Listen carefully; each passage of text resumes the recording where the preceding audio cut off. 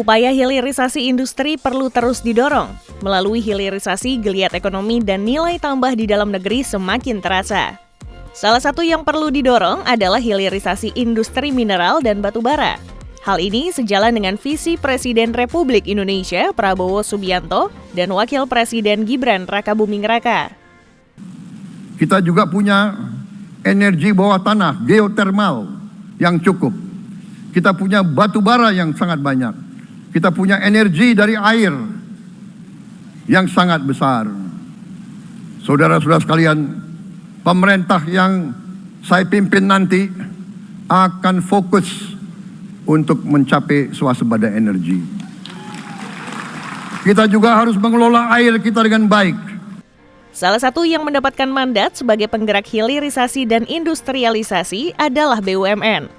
Direktur Portofolio dan Pengembangan Usaha Mind ID, Dilo Senowidakdo, mengatakan bahwa pemerintahan Prabowo Subianto dan Gibran Rakabuming Raka berfokus pada peningkatan kinerja ekonomi yang lebih agresif. Hilirisasi mampu menstimulasi investasi, yang menjadi motor utama dalam pertumbuhan ekonomi di masa depan, ujar Dilo.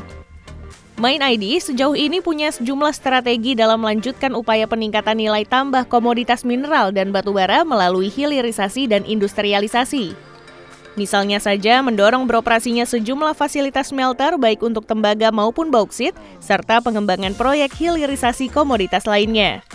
Pertama, pabrik pemurnian konsentrat tembaga milik PT Freeport Indonesia di Manyar, Gresik, Jawa Timur, dengan nilai investasi sekitar 58 triliun rupiah.